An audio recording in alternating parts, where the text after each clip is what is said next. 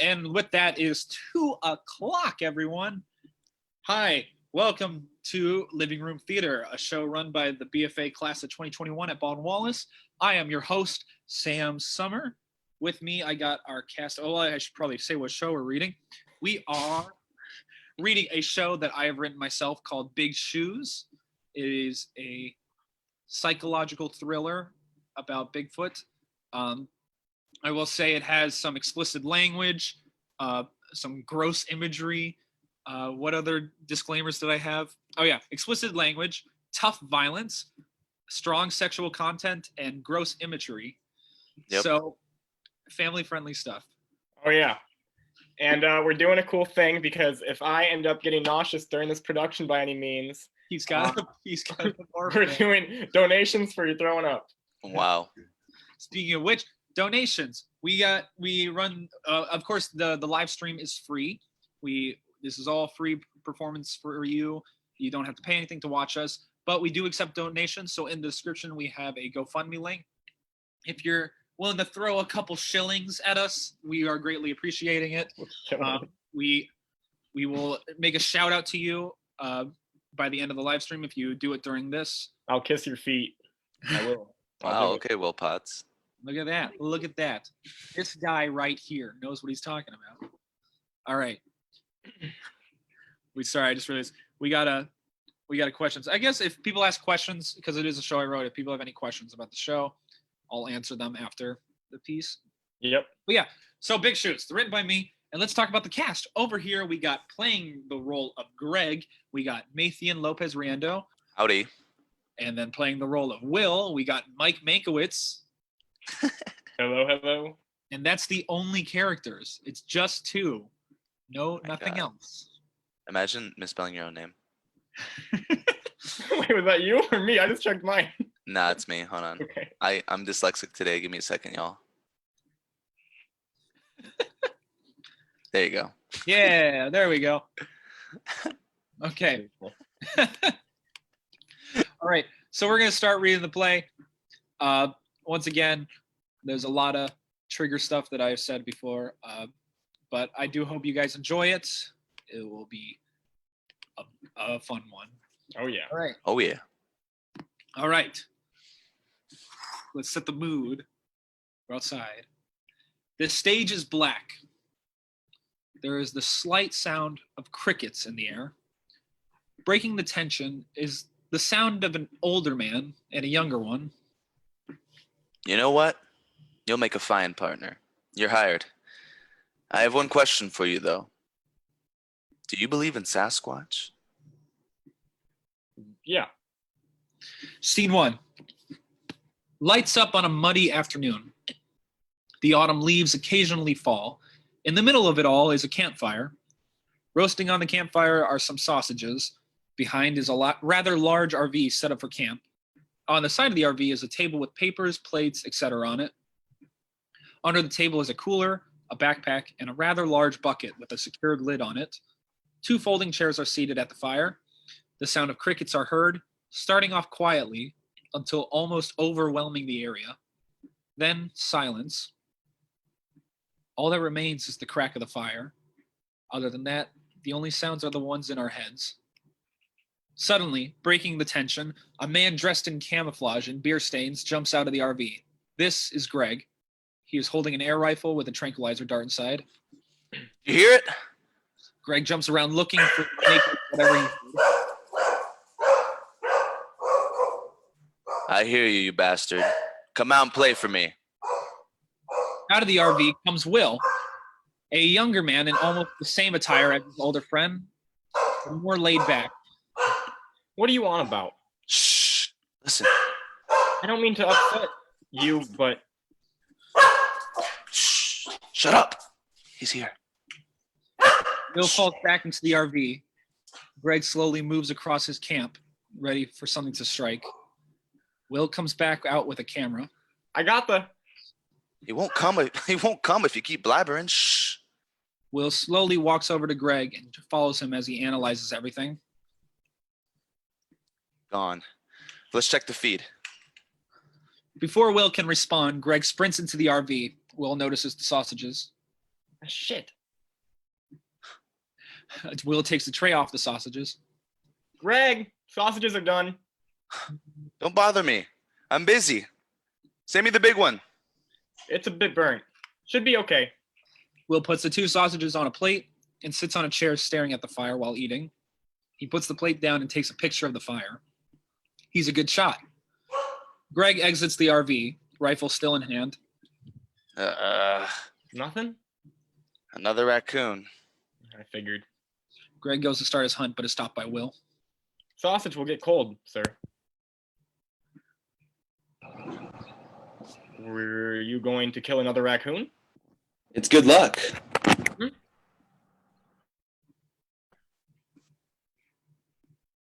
I'll show you later. I don't want another corpse in the RV. I'm working on it. Greg takes a seat next to Will. He gestures for a sausage. Will follows his command and hands him the plate. Greg examines. You gave me the smaller one. What? I asked for the bigger sausage. That's what I gave you. No, you didn't. You selfish little prick. Yours has a bite in it, and it's still bigger. I'm sorry, I didn't realize. Ooh, I didn't realize. Well, do you want to switch? He takes a bite out of the sausage. Guess not. How are the woods treating you so far? It's pretty, I guess.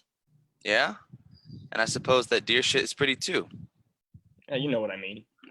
Nature is like, what do you call those Greek mermaids? Sirens? Sirens. Nature is like a siren. The common folk, you, are distracted by the beauty, while the smarts, me, look past that to find the truth. And what's the truth? I'm still looking. It's here. That's what you said. It's what I know. Every clue leads to this location. I know.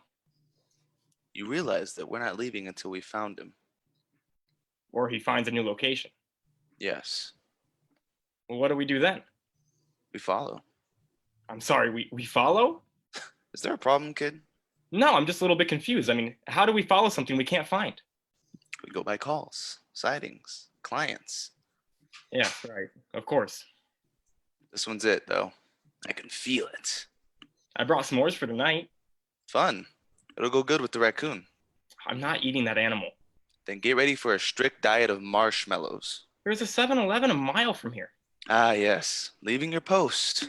That's not what I meant. But that's what you said. Greg takes another bite of the sausage. Do you like the sausage? It's overcooked.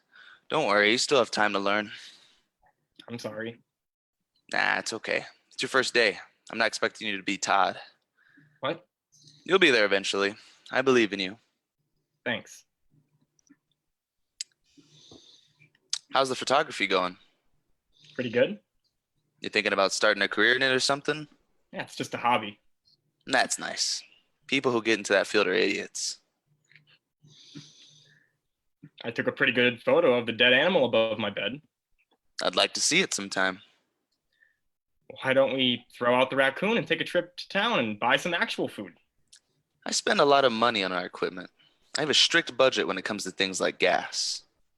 We can walk. And miss a chance to catch them? I'm sure we'll have time. No, don't tell me you're already starting to have doubts. No, that's not true. Good. There's no room for a non-believer in these parts. Can you do me a favor? Of course. Take the rifle. I want you to cover the area right now. If you spot him, tranquilize him from a safe distance. Tranquilize? You mean we're not using bullets? God, no. Wait, you thought we were going for the kill? I just thought... William, I get it. You're new at this, but trust me, you have a lot to learn here if you want to find Sasquatch. Scene 2. A little later in the day, the fire is out. Will is found sitting in the chair Greg was previously sitting in. He's reading out a letter he has written. Dear Sophie, things aren't going so well. It all started off great. Greg and I had a fun time engaging with each other on our way here. I bought my CD of the Magical Mystery Tour after he mentioned how much he enjoyed it. We listened to it on loop the whole trip. The photo I attached to this letter is me on our 4th listen. If you look closely, you'll see my soul leave my body as he sings, "Strawberry fields forever." I think before we head out to our next stop, I'll find a record store to buy some more for our trip. And now we're safe and sound, like I said we would. The environment's pretty, muddy, but pretty too. It all seemed great until Greg killed a raccoon and hangs it over my bed, refusing to move it. I ended up sleeping with a raccoon staring me down while a tree branch or something was tapping at my window. Greg eats raccoon, by the way. Yes, I did finally ask him about his experience, and he told me he's been hunting Bigfoot for 16 years. 16 years! I mean, I'm curious, but I'll likely give up if we don't find him by November. I miss you. Greg's a lot more controlling than I thought he'd be. I wouldn't be able to write this letter if it weren't him asking me to keep post while he goes hunting. I think while I have the chance, I'm going to run into town and get some actual food there before he makes me eat something with a tapeworm inside of it. I love you, and I'll hopefully see you soon. Love, Will. Will closes up the letter and puts it in his pocket. He turns to go, but is interrupted by the sound of rustling. He looks around, anxious, not knowing what it could be. Shaking, he reaches behind his back and grabs something, but is relieved to see the sound is just an entering Greg. Will is not relieved that Greg is holding a rather large, dead raccoon. Will let go of whatever he grabbed behind his back. Woo! Would you look at that? Oh God, that thing's huge. Probably the big daddy of the family. I think I'll call him Greg. Funny. Did you find anything unusual while I was gone? No, sir? Nothing at all? Are you alluding to something? The fire's out, sport. You gotta keep it burning. Night's almost here. Don't want to get cold. Sorry, I was just working on... Do you mind if I quickly run over to town and drop off a letter? And get some processed food in you? Uh, I'll tell you what. You take a bite out of Greg here, and I'll pay for a one-night stay in a hotel for you. You're joking. Nope, just one bite. But you gotta swallow. That's the deal. What about the one in the RV? What about him? Well, are you cooking him as well? Nah, this boy will feed both of us. I think we can keep Junior inside. Keep him as some sort of good luck charm. No. I'm not going to sleep with a dead raccoon over my head. You won't have to. If, Fine. Greg shakes the raccoon like jingle bells. Fine. But I do need to drop a letter off at the post office. Do it in the morning. I promised Sophie I'd do it tonight. Well, I guess you lied. Besides, the post office is closed at these times. Sit down. I'm going to show you something important. Will sits down. Greg pulls out the table to face Will. He slams the raccoon on top of it. He then pulls out a big knife from his belt and shows it off to Will. Skinning raccoons is harder than it looks. It doesn't have the weight of a deer or horse to keep it balanced, so you're going to have to hold on to this one. Greg grabs a hold of his victim and starts skinning. Will isn't entertained. In fact, he's a bit queasy. Greg, could you please do this when I'm not around? No time, son. Besides, you'll need to know this. There's glands to remove, muscle tissues. I'm not skinning the raccoon. Oh, I got an idea. Point your camera at me. Why? I want this moment to be saved. Okay. Will goes to take a photo. Right as he does so, Greg viciously stabs the raccoon right in the middle. Will jumps out of his chair. Blood splats all over Greg's hands. Jesus Christ, Greg, what was that for? Dinner for two. I figured I'd split the meal in half and get a great photo out of it. Can I see? No, I'm not letting you get your bloody hands over my camera. Come on. You're not afraid of getting down and dirty, are you? This camera cost me $500. Our night vision goggles cost $5,000 each. Doesn't stop me from crawling in the mud. I'll print it off for you. All right. But seriously, you need to learn how to cook this stuff. Why? You wanted to be my assistant? You want your big paycheck after every stop? Then you got to learn how to cook raccoon. Now, sit. Yes, sir. Will gets back in his chair. Greg continues to skin the raccoon. That girl of yours, she your girlfriend or something? No. She's my stepmom. Really? I've never heard of a boy taking orders from his stepmother before. Well, she became my only family I had since my dad died. I was dealing with a lot of trauma, and she could tell I was too. We've always kept in touch. You know, she's been a lot of joy lately. I love her. Don't fall in love with your ex-stepmother. It's not like that. Seems like that. It's not. She actually didn't want me to take this job. I hate her already. She said it'd be hard for me to start looking for something that isn't there right after my dad's death. Well, I'm glad you stuck it to the man and hopped along the Sasquatch Express. Choo-choo! Yeah. And done. Skin and fur is off. Come here. So, now we collect all the skin and fur and we put it in here. Greg grabs the bucket under the table and lays it on top of, and lays it on top in front of Will. Greg takes the lid off and a whiff of rotted skin catches Will off guard. Whoa, what is that? My collection. Greg puts the skin and fur in the bucket. You collect raccoon skin and fur? The smell attracts the Sasquatch. Where'd you learn that? There was a newspaper article I read in 1993 that talked about it. Just close it. Wimp. Greg puts the lid on the bucket. It will be open at night. Can you start the fire? I'm going to clean our feast up. Fine. Will goes to the fire. Greg puts the bucket under the table and starts cleaning the raccoon corpse. Do you have a lighter? Greg grabs a small lighter from his back pocket and tosses it to Will. Thanks. A bit of silence falls between the two as they do their work. I'm sorry about your father. Would I know of him? Doubt it. Who was he? He was a realtor. He helped small businesses get offices or buildings or stuff. I don't really know the specifics. What was his name? Rob Butler. No shit. What? He got me my space. Really? Yes, he did. What's the group he worked for? The Denver Metro Association of Realtors or something like that? Exactly like that. Good guy, Rob. Sold me the place in 1996. I was moving my stuff out of my house and needed an office. He was very nice. Brown hair, glasses bigger than my soul. It never seemed like he was selling me something. He spent most of the time talking about skinning and hunting. I really trust him. 1996. That's what, 7 years ago? You remember all that? I got the mind of an elephant. I don't forget a thing. Better not screw up now. Miss him? More than anything. He's honestly the reason I'm here. Really? Did his ghost sell you my office too? No, I just needed to get out of Denver. Too many memories? Yeah, that's the least of my worries. Yeah? Yeah. I get you there. When I was your age, I wanted out of my town too. People are the worst. You tell me. I couldn't take living in that little town. I was looking for something.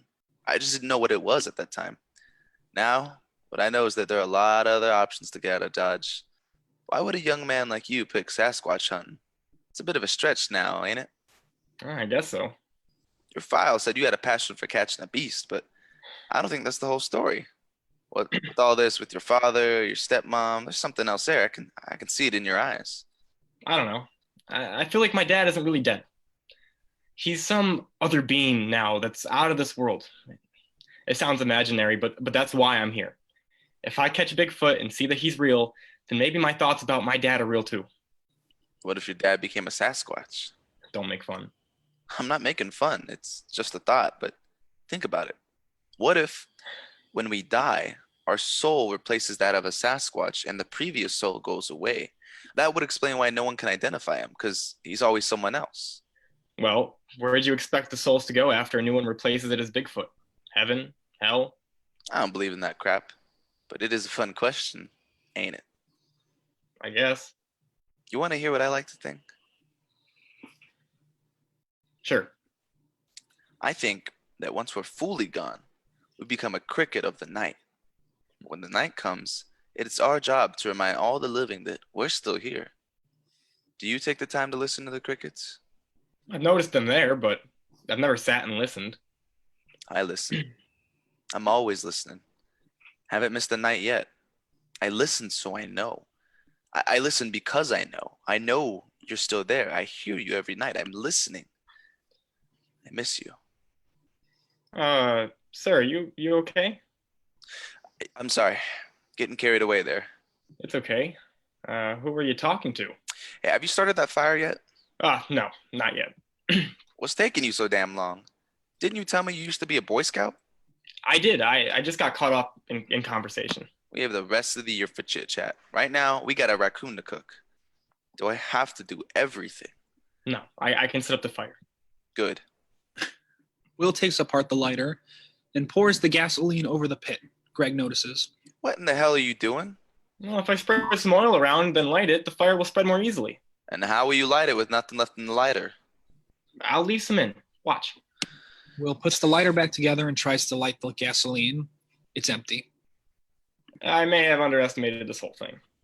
Congratulations. The woods are laughing at you right now. Better find some sticks and do the old-fashioned way. Now, if you'll excuse me, I have a dinner to prepare. Greg grabs his backpack under the table and pulls out a portable CD player with headphones. He puts it on and starts playing.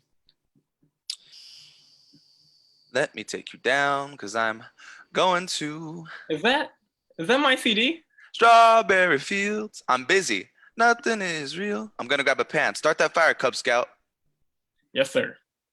Greg goes into the RV, still singing. Will watches. Once he's gone, Will turns to the fireplace. There's a rustle in one of the trees that scares him as he pulls out a pistol from his pants and aims it where the sound came from. There's another sound on the other side of the stage. Will aims. Greg. Greg! After a second, the sound of one cricket is heard. Even though it is a small sound, Will jumps and aims his pistol everywhere he can. Jesus Christ. Recollecting himself, Will spots the cricket and steps on it. Silence. That's right. That's right. Don't fuck with me. Will realizes that it's clear that Greg can't hear anything while listening to that music. Will looks over to the pistol and checks to see if Greg has come out. Seeing that he's not, Will shoots the gasoline trail. He's a good shot. The fire starts. Scene 3. Nighttime. The fire is up and going. The slight sound of crickets are heard in the distance. There's a wolf howl heard as Greg is Greg is found finishing his entree, a raccoon. It's clear this isn't his first time doing this. The animal looks weirdly delicious. Will exits the RV with his s'more making supplies that include marshmallows, chocolate, graham crackers, and metal rods. Greg sets the raccoon down. My. Aren't you prepared? I take my work seriously. You're working Sasquatch hunting or s'more making? I've done my research. To make a s'more correctly, you need jet puffed marshmallows, honey-made graham crackers, and Hershey milk chocolate bars. You need to get the marshmallow to a nice golden crisp before taking it out of the fire. Are those store-bought sticks or? Well, yeah, I bought them a couple years ago. They've been through hell, but I've yet to see any damage on them. They're perfect for reuse. I thought I'd, bring them for each stop. Very interesting. Can I see them? Will hands Greg one of the rods. Greg inspects it and then throws it off stage. Craig, what was that for? Reuse my ass. Whatever money you spent on them was wasted once you made the decision to invest in something that's free. I got them because... You got them because you were stupid. No excuse is good enough for investing in sticks. Is little Will scared that there won't be enough in the woods? I was just saying. We're surrounded by trees. Greg walks around the stage in search of the perfect stick. Besides, picking out the right stick is part of the fun. I thought you would know that. Being a s'mores expert or whatever the hell you are. I guess I didn't think of that. It's a key part. Fun. You should write that down somewhere. But the thing about fun is, you gotta make it yourself. Greg goes to a tree and breaks off a thin branch. The cracking of the branch is similar to that of a bone breaking. Greg shows off the new stick to Will. And bingo was his name-o. Now that's a marshmallow holder right there. And what's his price? $0. My, that's a steal. Haha, okay, you made your point. Let's just eat. Greg throws the stick to Will. Will drops everything he was holding trying to catch the stick. Save your appetite. We need to go over plans and parts of the forest to cover. Will picks up everything he dropped and sets it all next to his chair, which he then sits in. Greg produces a piece of paper. Trail camera set. Check. Recorders attached. Check. Thermal cameras. Check. Bear trap. I don't remember a bear trap. That's because we don't have one. Oh. I got you. Yes, you did. You got me. Yeah, you should have seen the look on your face. Mm-hmm. Why don't we have a bear trap? Oh, he's too strong for that. A bear trap? You heard me. Sorry for me asking. But how many tranquilizers are you using for him? We just need one good shot. Wait, you don't think we'll need multiple? These things are strong. Well, so is a bear trap.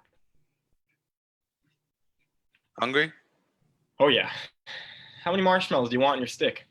Hold on, Stay Puffed. We still got a deal. Greg brings over the raccoon.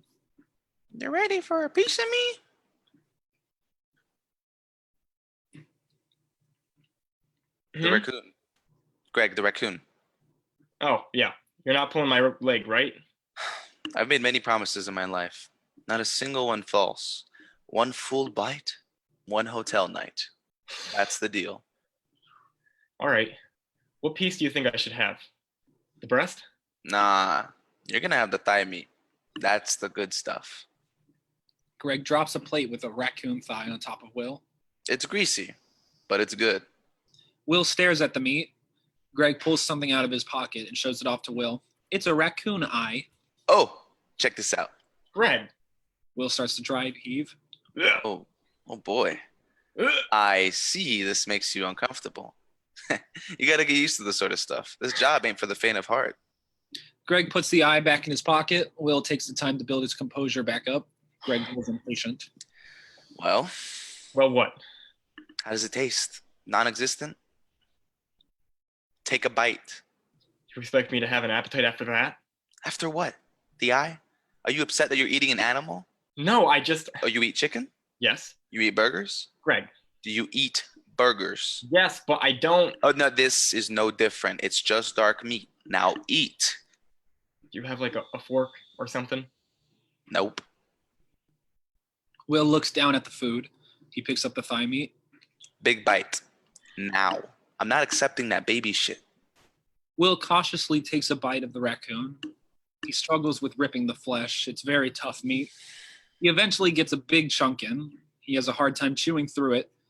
It surprisingly doesn't taste bad. It's just extremely hard to swallow. Will starts to realize he's taken too big of a bite and he actually can't swallow. In fact, he can't breathe. He spits out the meat into the fire. Greg laughs. Will gets there. I knew it. Greg continues laughing as he grabs a beer from the cooler, sits and chows down on his raccoon. Will stays where he is, defeated. Aw. Don't get sad on me. You'll get used to it. Trust me. You do, trust me. You've been a lot of fun so far. I like working with you. You got a good taste in music, you're an open book, and you do your job. I trust you. Will puts his plate down and starts up his s'more process. I miss this. Now that I think of it, I don't believe I actually started to like raccoon until year 3. You've been doing this for a long time now. Oh, yes. What keeps you going after all this time? Him. That Sasquatch is out there. And if anyone were to find him, it'll be for damn sure be me, but and now it may be you. No, I doubt that will actually happen. You never know. Tonight might be the night. Or next night. Or night after that. Who knows when we'll see him? I'll never leave my post. Because when that night comes, you won't find me sleeping. What made you want to find Bigfoot? Ain't that a trip down memory lane? If I remember correctly, I was seeing this girl. Name doesn't matter here. What matters is we were hiking and came across this, what do you call them? Gift shops? Convenience stores? Either way, it was covered wall to wall in Sasquatch memorabilia. Each employee was a Squatch expert. Every question I had, they had a good answer for it. There was this young man named Aaron who told me that no person had been able actually to find him. He said the first person who does would be a true hero. My life goal was made. I will be the man who finds Sasquatch. And the rest is history. Some would say that. He and I have been playing cat and mouse ever since. Have you ever gotten close? Hmm? I mean, have you ever gotten close to catching Bigfoot? Have I? Boy, do I have some stories for you. Okay, like what? What? Well, tell me a story. No. Each one of these stories ends in disaster. I'm sure it's fine. I don't want to scare you off on the first day. You're not going to scare me off. You sure? Hit me. The boy's got some balls. Which one do I choose? Do you know the story of Todd McCone? No. You want to search for a Squatch and you don't know the story of Todd McMahon? I don't. I'm sorry. Is this a common story? He was my partner. Before you, he was. Oh, was he the guy in the photo in your office? The one that's next to your computer? Yes, that's Todd. I've been through a lot of assistants like you. Alexa, Andrew, Keith, Mike. Every one of them went in different ways. But Todd was the best of them all. The man lived and breathed Sasquatch. He devoted his life to the thing. In fact, if Sasquatch himself were to look at him, he'd think he were looking in the mirror. That was Todd McMahon. Would you like to know what happened to him? I got a call down in Arizona. There had been a sighting of Sasquatch and they wanted us to check it out. Naturally, the two of us packed up our shit and moved along. We spent a whole week there, me and him. Each night seemed darker and longer than we stayed there. The forest had become something of a nightmare itself. I knew Sasquatch was here and I loved it. Todd and I would happily take walks, cook meals, and share stories. He always knew how to make me laugh. But I always knew there was something he was hiding from me. I needed to know what that was.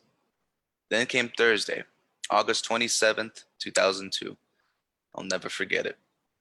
I was asleep in the RV when I awoke to the sound of gunshots, silence, and then the growl of a creature not to be mistaken with the one on your plate.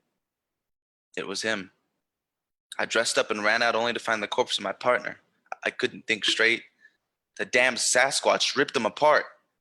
I grabbed my rifle and ran out to the woods for revenge. No longer was I tranquilizing this monster. I was up for the kill. But no matter what direction I turned, all I could find were the sounds of crickets. I had lost. The Sasquatch was gone, and he took the soul of my dearest friend. He put up a fight too.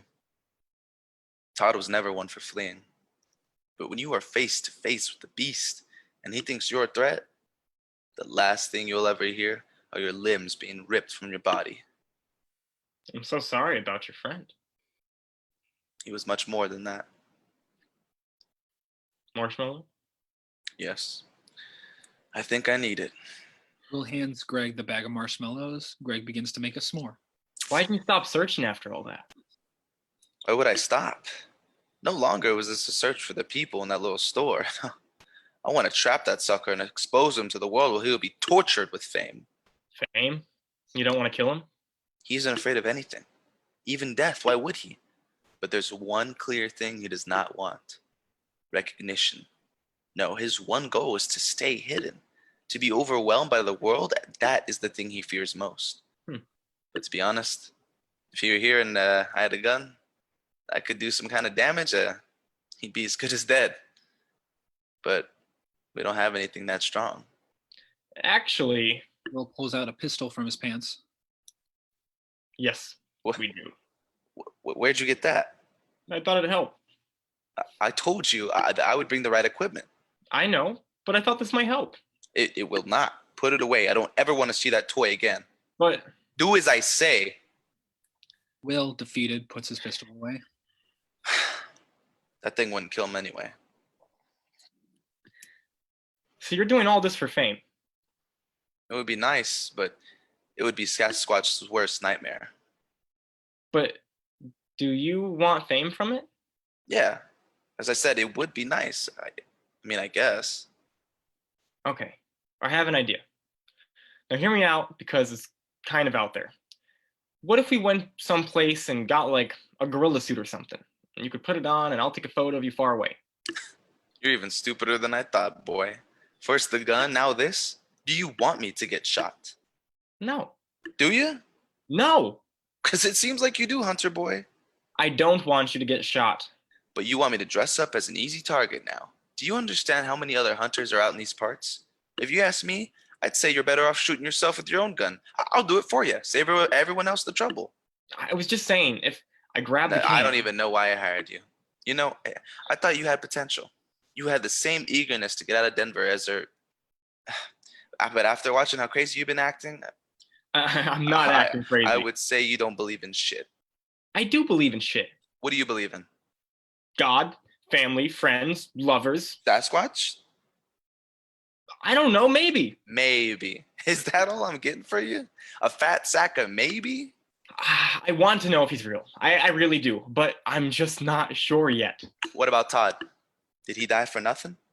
I don't mean to offend you, sir, but there is a chance that it was a bear or something. You son of a bitch. It was him. I know it. You haven't done nothing to prove something, though. Proof? The boy wants proof. You hear me, Squatch? The boy wants some proof. Well, if it's proof you want, it's proof you're gonna get. Greg pulls down the side of his pants, revealing a large and nasty scar on his thigh. Here's your damn proof. What is that? Squatch bit me. Middle of the night. Caught me off guard too in the middle of the fight. You fought Bigfoot? I did. Almost didn't make it out alive too. How did you fight Bigfoot? It was just me and him alone in the rain. You were probably still in middle school or something. Now, I lured the beast out into the street. More than any human could ever do, but there was one problem. He caught on to my scheme and went into full attack mode. Knocked me down with one swipe. I told you he was strong. I went for my gun, and he went for the bite. He could have killed me if it weren't for an oncoming car frightening him. He ran off, and I was left to bleed. Sir, you're losing me. All right. I'm having trouble believing you got Bigfoot out onto the street, let alone have a one-on-one fight with him. That's the truth. How can I be sure? I just told you. Where's the proof? Isn't this mark proof enough for you? How can you prove that it was actually Bigfoot that bit you? Aren't my words enough for you? No. You have plenty of reason to just be trying to scare me.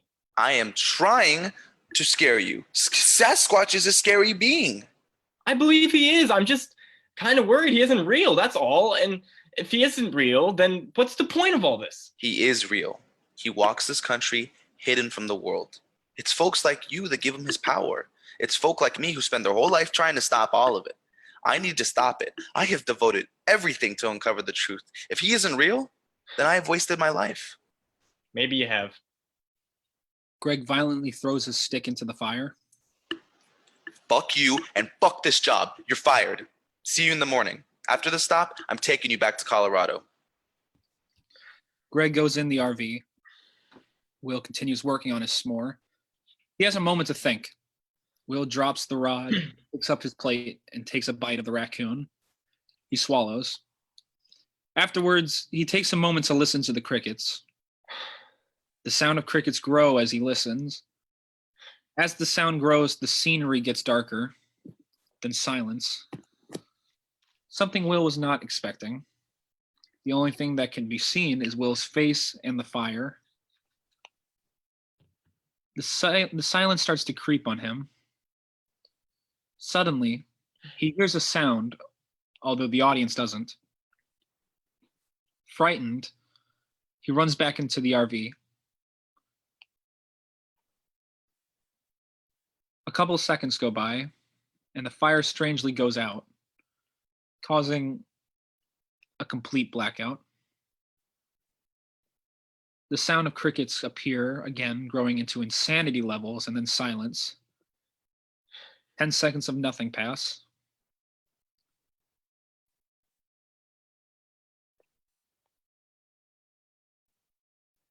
The sound of a creature is heard behind the audience, and then all is quiet.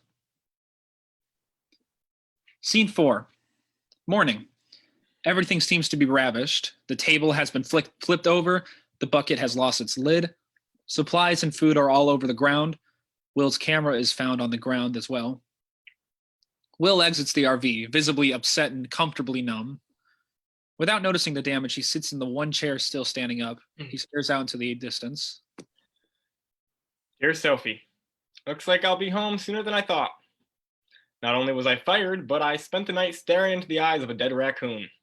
I think I knew it ate its father, but I didn't kill it. Greg did it himself. I couldn't fall asleep myself. It kept staring at me. I must have passed out. But even then, all I could see are its eyes. All I hear are crickets. And all I smell is the skin of raccoons. You were right. You're always right. I'm not even writing this down. Greg's asleep and I'm in the woods. I could say anything right now and No one would hear it. That red dress makes you look hot. It really shows off your breasts. I know Dad didn't like it, but I can tell how many times it kept me up at night. Greg comes out of the RV with his air rifle strapped to his back, but stops himself before making a sound. I will be better than him in every way. I'm better than him in every way. I'm smarter, I'm stronger, good in bed. I'll show you what I know. My father wasn't man enough to do. Good morning. Greg, were you listening? Listening to what? I just woke up. How could I be listening? All right. You okay? Yeah, I'm fine. Is there something I should be listening to? No, I was just thinking out loud. Are you still mad at me? Mad? Why would I be mad? Well, it's just last night. I didn't mean to. Oh, that? Oh, No. That was my fault. I just lost my cool for a second there. Don't worry. I'm all good now.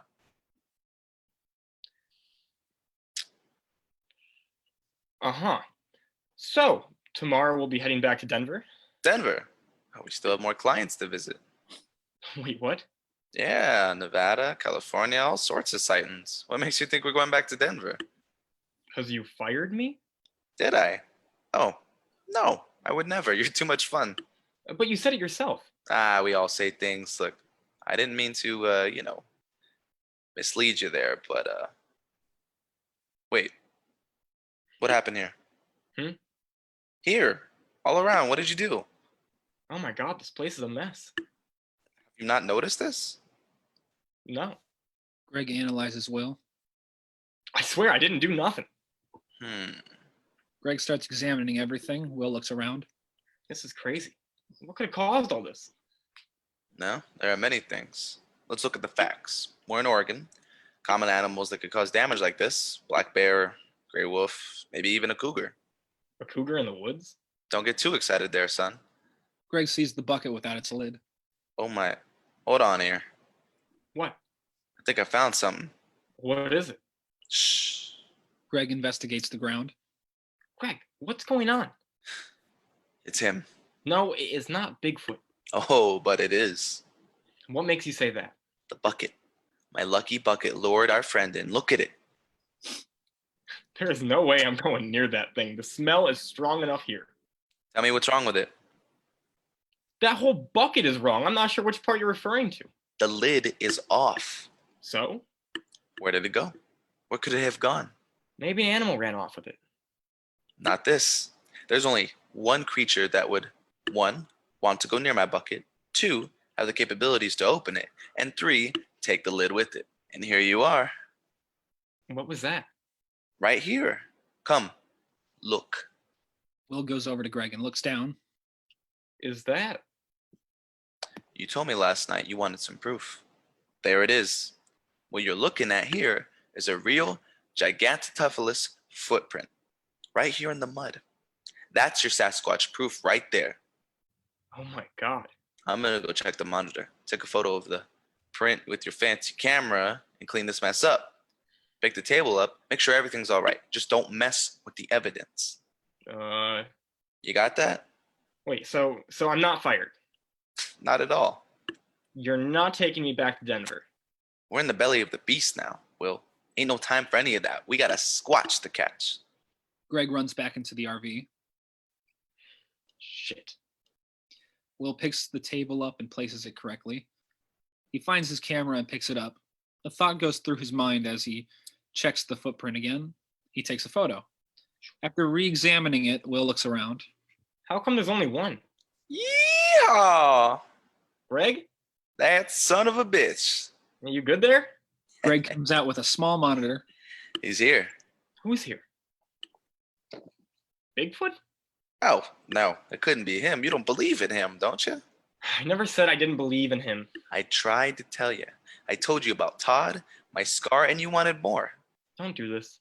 I ain't doing anything. I'm just stating the facts that you yourself laid out. All I said was I wanted more concrete evidence. Well, today is your lucky day, fella. The evidence is all around you. The footprint, the hair sample, and now this. The hair sample? The one you found on the table. I didn't. Proof. The boy wants proof. Doesn't matter what you have or haven't seen yet. You won't need more proof after you've seen this. The proof is right here. I got Sasquatch on camera. Is this proof enough for Lil Will? Let me see. See what? Don't play dumb. Let me see the monitor. Let me see the monitor, please. Please? No. No? What do you mean, no? I ain't showing you shit. Why not? Because you don't deserve to see the squatch. Greg, what are you doing? I'm teaching you a lesson, boy. It's not working. You want to know what I think is going on? I'd love to hear your theory. I think you made all this up. The monitor, a footprint, everything. You must have woken up early and just set all this up to scare me and get me to believe that Bigfoot is real and that you're not crazy. Ain't you fun? Say what you must. Doesn't get you to the monitor. Fine. You win, okay? What do I have to do for you to let me take a look at that monitor?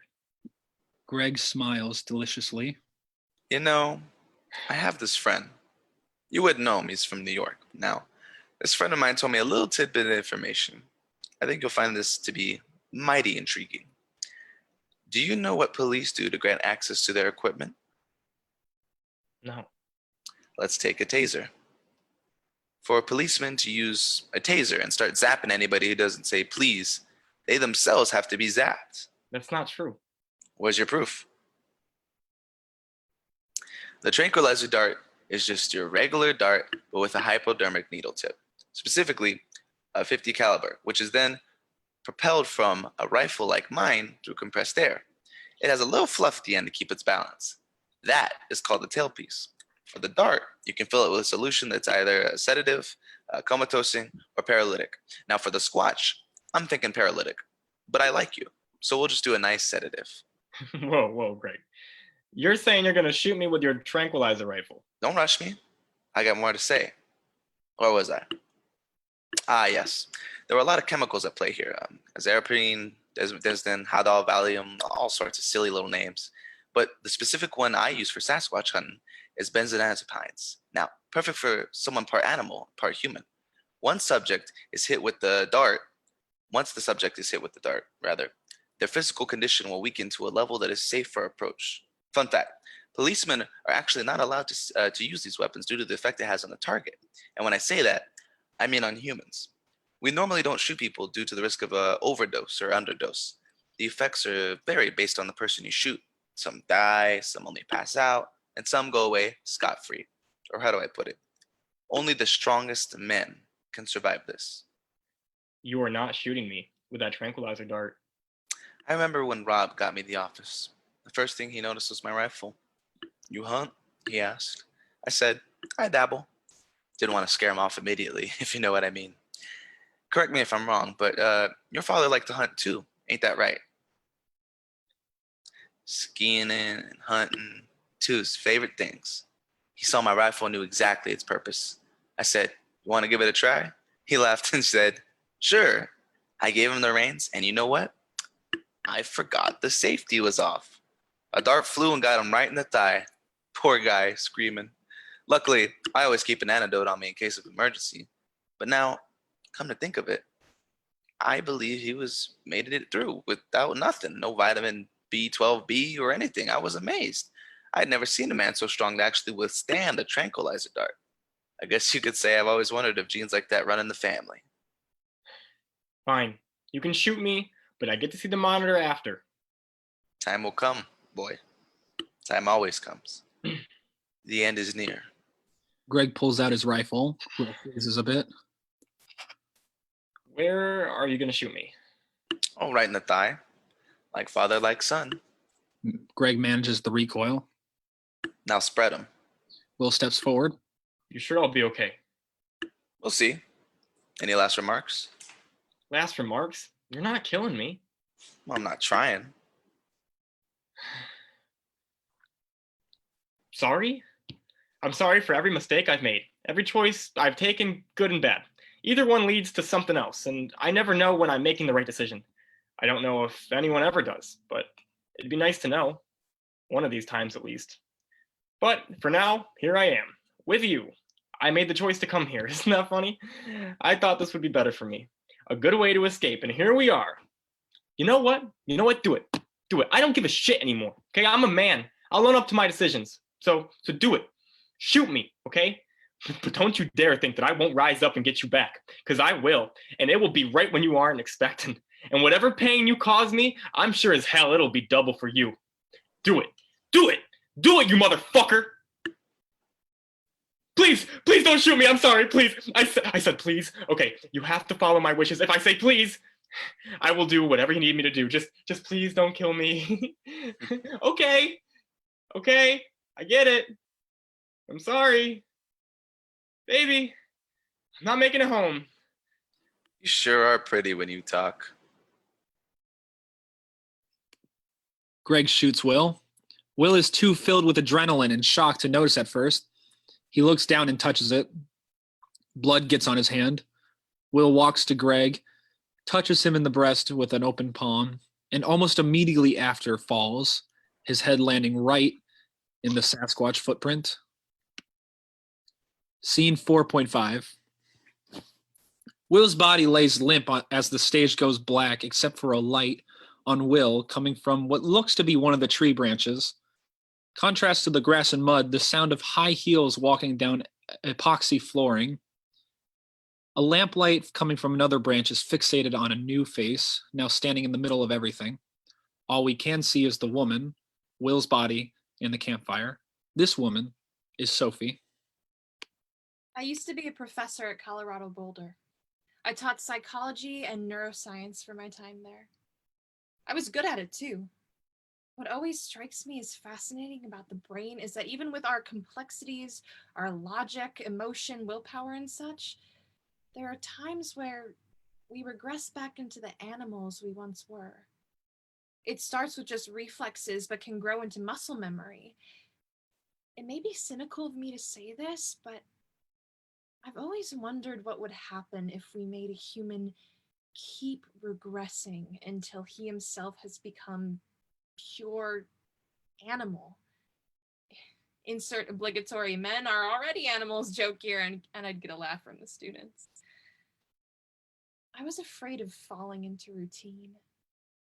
So when Rob and I married, I quit my job and moved in with him. The plan was to find a new job right away, something way different than what I was used to. But I ended up liking being treated as someone special. And when I made him a meal, he was even more nice to me. Rob was always so cordial. It felt good to be pampered every now and then. Every weekend, I'd spend time with his son while Rob worked. Every weekday, I'd clean the house, waiting for Rob to get back at 6. I did that for 2 years. Every day, 2 years, clean, cook, wait. When Rob died, I didn't know what to do with myself. So I cleaned the house. Once the house was clean, I waited. I knew he wasn't coming home, and yet I waited. What was I waiting for? Once the clock struck 6, I instantly tore the house apart. I didn't know what had gotten into me. The house needed to be destroyed. My master wasn't there to calm me down. The first person I saw was his son. I wish I'd learned his name. It was so nice to see someone other than Rob, come to think of it. He told me he was leaving, and I couldn't let that happen. I don't care about his reasons. I'll talk to the cops myself to make sure he's safe. After he left, I waited some more. Something different had to happen eventually. It had to. I needed it to. I was a housewife. What do I do now that I'm not? The sound of crickets come in as she walks over to Will's body and sniffs it animalistically. She nudges her head on him like a dog to a human. When Will doesn't reciprocate, she takes the gun out of the back of his pants and walks off stage. The branch giving her light goes out. Scene 5. Afternoon. Will is still on the ground, passed out. Everything else is cleaned up. Table's back to normal. The bucket has its lid back on. The fire is back up. There's only one thing. The stage is filled with dead raccoons. Greg is found roasting a marshmallow on the fire and drinking a beer from the cooler. He's using the rod that Will bought. You say yes, I say no. You say stop, and I say go, go, go. Will slowly wakes while Greg keeps singing. Everything looks different to him. He lifts his head. It's heavy. Wakey, wakey. Good morning, sunshine. How are you doing, hon? It's okay, it's okay. You've been through a lot. Take your time. Will begins to push himself up. Easy now. Will's sitting up. When? Will throws up. Sounds about right. Yeah. Where am I? Your post. Thanks for not leaving it, by the way. Did you see anything while I was gone? I didn't see anything. I'm sure you did. Just look again. I saw a man. He looked a lot like me. What did he say? He wasn't me, though. What did he say? He said a lot. I can't remember. Todd, what did he say? He said, "Do you leave the flowers of spring, the lilies and the rest, and plant your little sting in Heliodora's breast, to show that in love's wound, so deep and terrible, a sweetness may be found that makes your life bearable? Oh, please, your news is wasted. Do you think I have not tasted where you, drunkard, linger so?" That's a nice little poem. It is.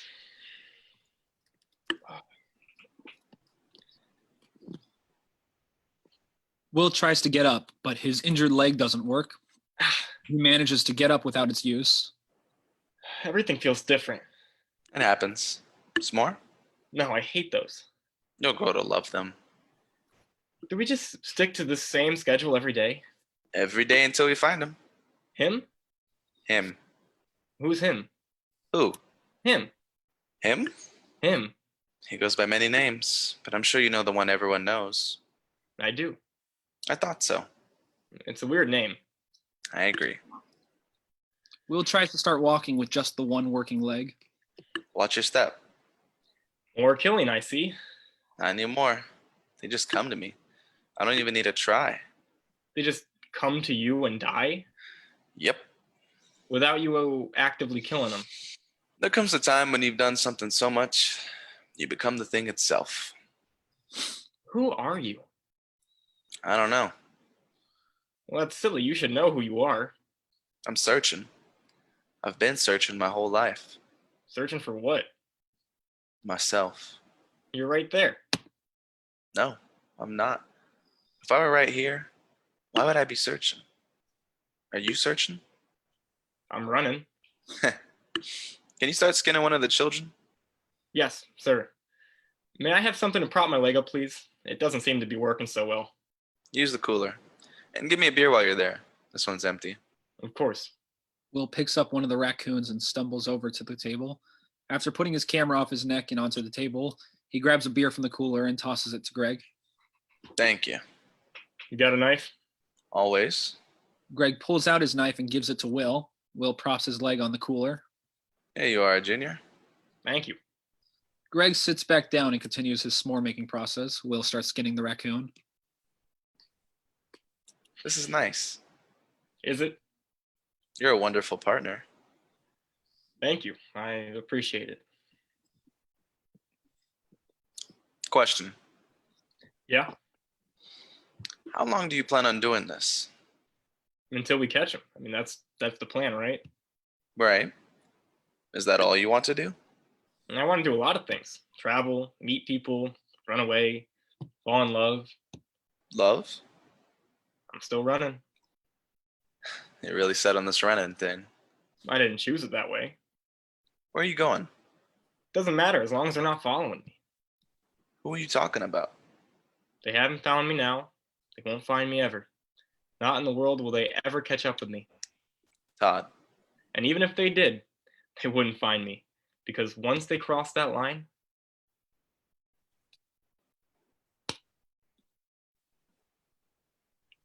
I grow ill. Will Too much. falls. Too much to drink. I'm in a lot of trouble, Greg. Can't seem to catch a break. No mortal is fortunate until his end. What do you want from me? I'm nothing. Greg turns to Will. You are not nothing.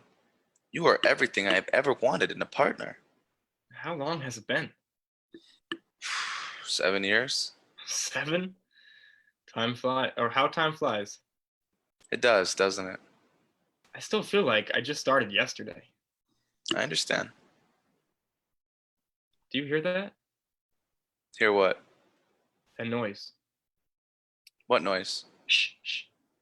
Listen. The two freeze in silence, listening for something. There's the slight sound of crickets, and then nothing. The two hear something. It's him. Greg jumps up and runs towards the RV. Greg. Greg enters the RV. Greg. Will pulls himself up without the help of his leg. It takes a moment because he is still struggling. Greg. Greg exits the RV with 2 air rifles.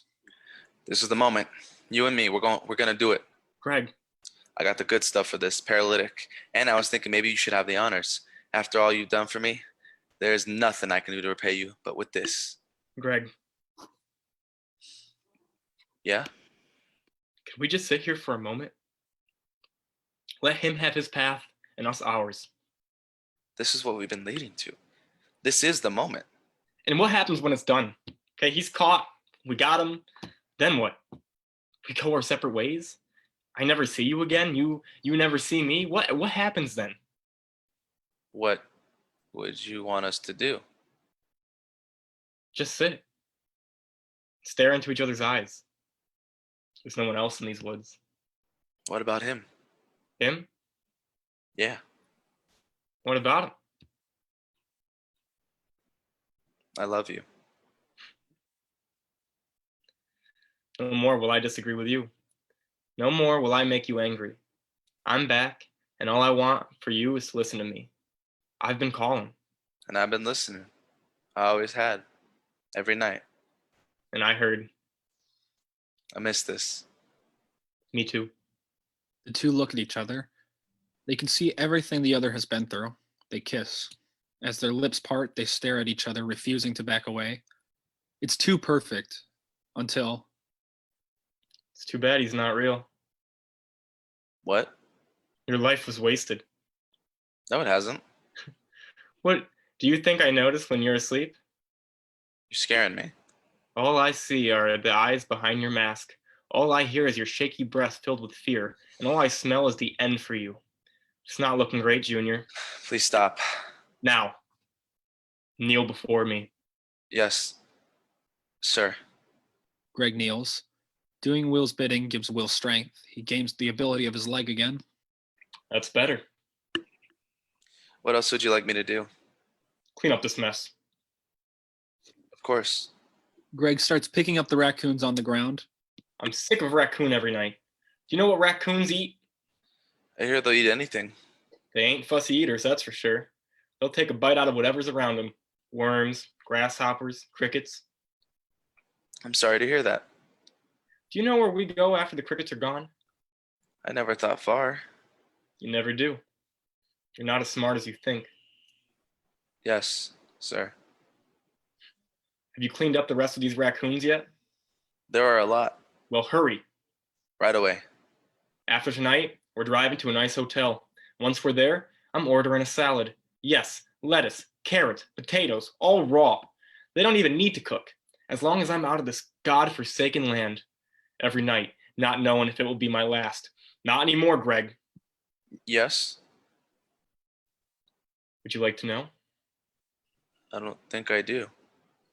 I'm sure you're interested. No, No? I'm not. But it's so fascinating. Once a cricket dies, there's nothing. There's no afterlife, no nothing. Does that sound fun? You never knew how to have fun. You're right. You never did.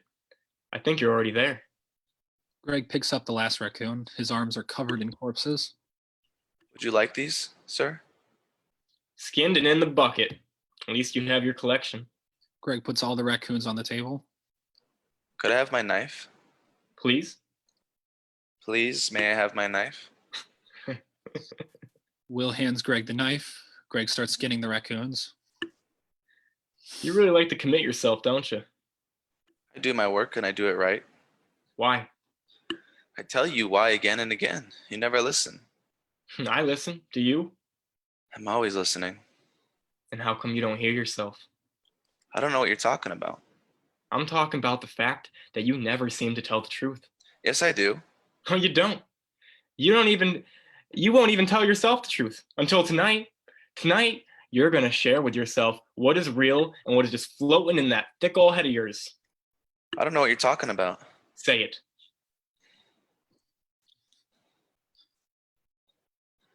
You know what I want, Greggy? Say it. Do you want me to lie? I want you to stop lying. If I do what you want, then I'm lying. No, you ain't. No matter how many stories you come up with, what false evidence you set up, it only shows you to be a fake. That's the fucking proof. Say it. Greg goes to stab Will, but Will grabs his throat. Say it. Greg gags. He can't breathe. Say it. Greg is close to passing out. He drops his knife. Will throws Greg onto the ground. Greg gasps for air, picks up the knife, grabs the top of Greg's hair, and puts the knife to his neck. Greg collects himself slowly. You think you can push me into saying something that's not true? He's not real. That's what you want, right? Is that the truth? Then if he ain't real, you ain't real. That's the whole truth. And if you want the proof, take a hard look at yourself, you ugly son of a bitch. Will starts to slowly move the knife across Greg's neck. Blood eventually starts to pour. Greg doesn't notice nor seem affected by it. I trusted you. Even when all hope was lost, I kept my faith in you, and now all you're doing is making me lose it all. Is this the pain that you wanted for me? Is this what you call Dublin? You're a sad man if you think this is all will change my mind. I remember everything, but I don't seem to remember you knowing a goddamn thing. Yet you're still questioning me after I done told you all. If we were back at that night, he wouldn't have to kill you because I'd do it myself. Will finishes slitting Greg's throat. The blood falls. Do you think this changes anything? I've gone through you all and you keep coming. Alexa, the bear woman, Andrew the little bear, Keith the long tooth, Mike the squirrel, Todd the little moose, and Will the good nose. It's only a matter of time before I find Esteban. You all may just be part of my pack causing mayhem and chaos, but I'm here for a good reason. If you believe that reason to be false, you're as good as dead. It's too late, old man. You're already dead. No, I am not. Greg rises. In the name of the foul beast and all of his power, the truth will prevail. If seeing is believing, then it is time for you to see. If he's real and you can't find him, how will I see? When the sun comes down and all you can smell is the skin of the fallen, and all you can hear is the sound of your brothers, you will see. I know. I now know. I've been looking for so long. But now I know. Who are you? I am Bigfoot. Scene 6. Sunset. Everything is packed up. The only things left besides the RV are the open bucket and the fireplace. The fire is still going. The sound of crickets are heard in the distance. Inside the RV, there's the faint sound of the song The Fool on the Hill playing. Will exits with multiple papers and letters. He looks out into the distance while checking his letters for notes. The papers and letters have writing on them which look like something out of an insane asylum. To whom it may concern, it's been too long, hasn't it? I'm sure you've been awaiting my next letter. I know I have. I'd like to hear from you sometime. You haven't responded for so long, I seem to have forgotten your name. I'm sorry. Greg fired me a while ago, and yet I haven't left his side. This job was not at all what I expected. I've wanted to see new things, travel. Every stop we make looks exactly the same.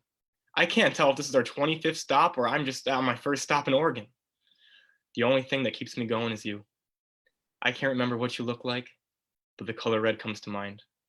Every time I talk with Greg, he angers me a bit more. Each time I know that I can make the decision to leave, I never do. Maybe it's the fear that I no longer know the world outside of the hunt. Maybe it's lust for the eventual catch. Either way, I'm still here. I've attached a photo to this letter of my soul leaving my body. What happens next? I don't know. Don't forget me. Please send me a response. I'll be listening. Will rips up the papers and letters. It starts calm, but turns into a ravenous tear. Will has become sort of an animal himself. He drops the remains into the fire. Yeah! Will falls right next to the fire. He stares at its flames. He smells something. It's the damn bucket. I hate that stench. I hate raccoons. I hate where they hide. I hate the woods. I hate this fire and every marshmallow that falls into it. I hate the ground and I hate the sky. I hate whoever's looking down on me and thinking that this is what fun is. I hate Greg. I hate his orders. I hate his temper. I hate his superstitions. Will kicks the bucket. Raccoon's skin and fur fall out. The bucket is filled with it. I hate the world. I hate life. I hate death. I hate myself. I hate myself. I hate myself. I hate myself. I hate my father. I hate you. I hope you're listening. I hate you. Greg enters from the woods. There is still blood on his neck. Nothing affects this thing anymore. Will spots his next target. I hate you and I hate you too. I really hate you. You are the most vile human being ever. You treat me like trash for no reason at all. I do hope you're happy with yourself with every decision you make. They're all bad. The moment you make a good decision in your life is the moment you realize that you shouldn't be in the woods in the first place. There's nothing here. But you know what there is? A 7-Eleven 1 mile from here. You want to know what I hate more than waiting for you to make a good decision? The fact that I'm not making one for myself. You know what? Here's a decision for you. I quit. Don't worry about dropping me off. I'll walk. I'll walk my way out of these woods, go to 7-Eleven, ask for a phone, and make it back home. And when I'm there, I'm going to make something of myself. No longer am I going to be some stupid hunter wasting his life in the woods. I'm going to be a photographer. Yeah, I can already see it. My first collection is the misadventures of an insane asshole who spent his whole life eating giant rodents. People eat that shit up. If they will pay $5,000 for night vision goggles, who knows what these suckers will pay for this. So bye. Goodbye. I'm done. Have fun with your horrid life, you nobody. Will goes to exit with nothing but his camera. Do you believe in him? Do you believe in him? You kidding me? I just want a simple answer. You really want to ask that question? Do you believe in him? After all this, you're asking me that? I just want to know. No. Bigfoot is not real.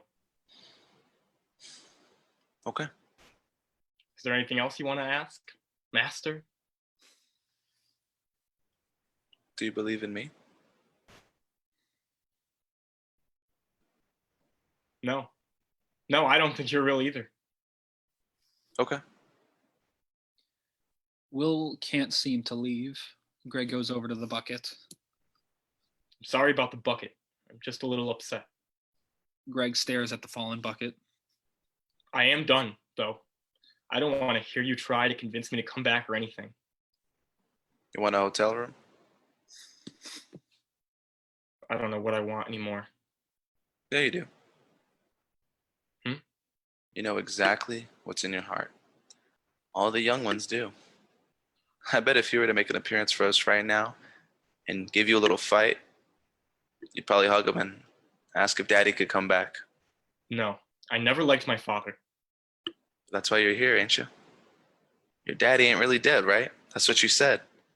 So if that monster came up to you right now, what would you do, Will? He's not real. I don't give a crap about your thoughts on him. What would you do right now if he showed up right as that sun came down, looked in your eyeballs? What would you do? I don't know. Scream? Then what? Call for help. There is no help. I ain't there. I ain't real either. What would you do? If it were just me and him alone? No one else around? Yes. but I honestly think I'd apologize. Uh-huh. Apologize for every wrongdoing I ever did. Is that good enough for you? Keep going. And when he kills me, and I'm dead, I think I'll finally be happy. Happy. That's a bad term.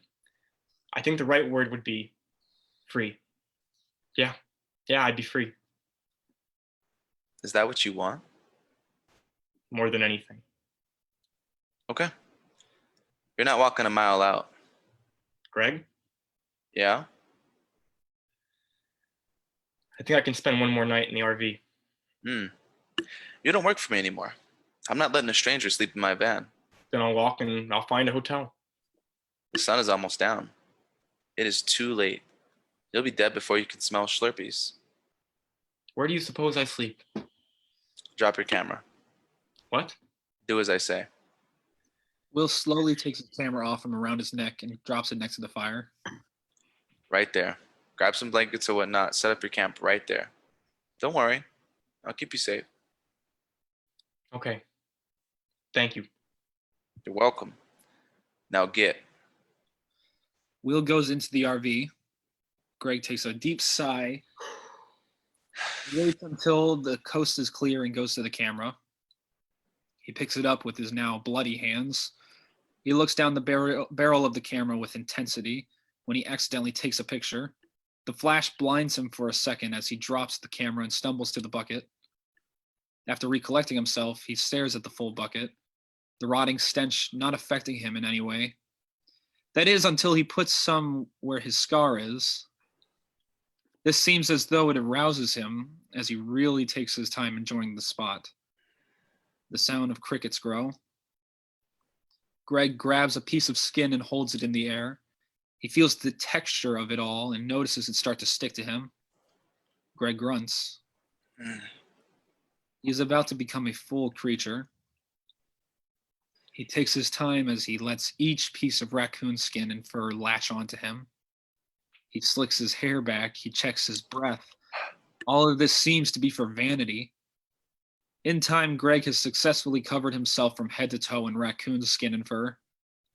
Some pieces of the flesh are fresh, some have mold, and some are so old it can't even be described as raccoon anymore. This is Greg's new identity, his mask. The sound of crickets catches his attention. The beast that was Greg makes his exit into the woods. The cricket sounds cease as Will exits the RV with 2 blankets, a pillow, and the corpse of the raccoon that hung above his head at night. He notices that Greg is gone. Greg? Will drops his stuff by the fireplace and looks around for Greg. The sound of one cricket is heard throwing off Will. He looks around and finds a cricket on one of his blankets. Hey there, little fella. How you doing? My name is Will. Nice to meet you. Are you here to watch the sunset with me? Well, thank you very kindly. What's your name, huh? Oh, that's interesting. I've heard about you. Do you mind me setting the bed? I'll need you to step over so I don't crush you. Thank you very much. Will starts making a bed using the blankets and pillow. He places the raccoon on the chair so that he can stare at the bed Will has made for the cricket and himself. Oh, don't mind him. He just watches over me at night. You seem really nice, you know. I feel like the 2 of us would make a good team, you and I. In fact, you know what? You'll make a fine partner. You're hired. I have one question for you, though. Do you believe in Sasquatch? Will has finished the bed. He lays in it. Come sit with me, son. The cricket comes to Will. Look at that beautiful sunset. A little warning about this job. These days can become a cycle. You can easily get lost in these woods. Trust me. I can't even tell you where I am right now. What was that? Have I? Boy, do I have some stories for you. What? Oh, no. Each one of these stories ends in disaster, and I don't want to scare you off on the first day. You sure? The boy's got some balls. Which one do I choose? Do you know the story of Greg, Will has accidentally squashed the cricket right as the sun goes away. The sounds of crickets, the ambience, it's all gone. The last bit of sound is just the crackle of the fire. Son? Nothing. Will starts crying. Crying becomes laughing. Laughing becomes screaming. The last bit of humanity left in Will is gone. Like Greg, you feel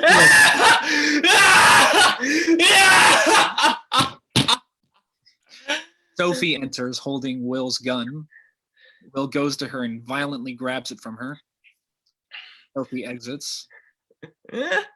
Gun in hand, Will walks up to the fire ready to shoot himself. Stops and sees the raccoon still staring at him. He puts the gun back in his pants and crouches to go face to face with the corpse.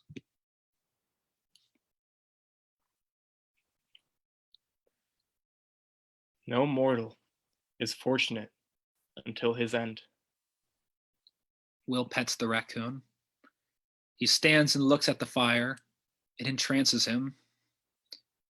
The sound of crickets grow as Will slowly goes to put his hand in the fire, but is interrupted by the noise of another beast. Will stands and awaits for his entrance.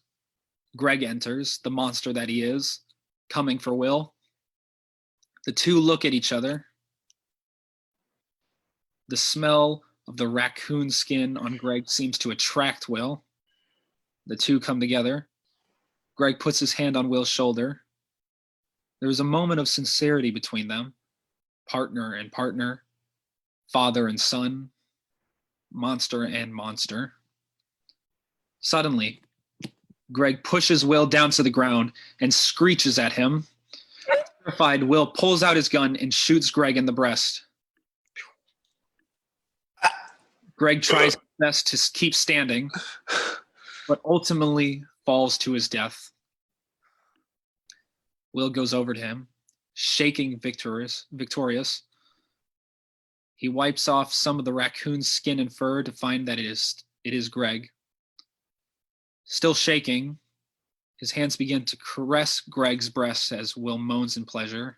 Oh! Once finished, Will gets up and stares at the fire. Silence. Will falls. The crackle of the fire continues as the two animals lay on the ground, motionless, with nothing but the corpse of a raccoon above them watching over. Then the audience hears this.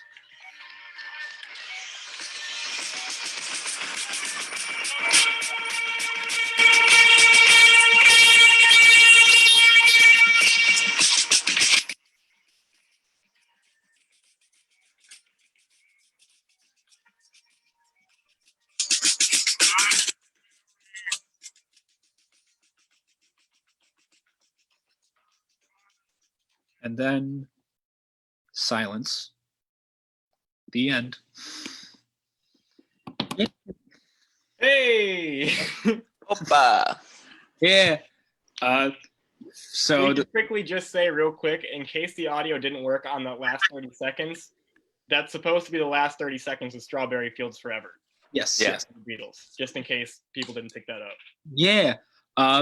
So a couple things before we do it. Once again, that was Big Shoes. It's a play I wrote with the cast. We have Mike Mankiewicz as Will, Mathian Lopez-Riendeau as Greg, and surprise, we got Grace Favarro as Sophie. Yeah. These three are really freaking awesome. Thank you guys so much. If you guys were like following the track with this show, you might have noticed I put in for woods, like ask for people that were watching the show to send photos of them in the woods. So here, let me pull up the little thing for it right here. So here we got a bunch of our little fans watching the show. Oh goodness. Yeah, we got Alone in the Woods. This is Grant Sterlitz Waybright in the woods. Thank you, Grant. Nice. All right, next we got Rob Sommer. This is my papa. Yeah, Oh, yeah. yeah. That's some nice woods. Some nice woods. This is Will Pot. Will Potts. Oh God, yeah. And then Sandy Redmond, that's my aunt and actually my uncle Mike down there. And that's all we got of that. That's nice. That was really fun. Thank you for Real sending those nice. in. Sharing those little Yeah. photos. Thanks for sharing. We had a couple donations. We got a donation from my mom, Chrissy Sommer, Thank you. a $25 donation from Liam Stilson. Hey. Hey, Liam. Thank you. So yeah, thank you guys so much for watching. I gotta actually pull up what the show is for next week because I forgot exactly what it was called. Oh no. It's Acts of God. Yes. But I was just looking for there it is. Oh god, I feel like I'm gonna butcher this name. So the next week's show will be hosted by Paige Cummings. It is called Acts of God. It is by Kareem Bandili, I think is how it's pronounced. But yeah. Thank you guys so much for watching. It's been a blast. Thank you. A round of applause for this amazing cast. Really good stuff. Bye. Bye.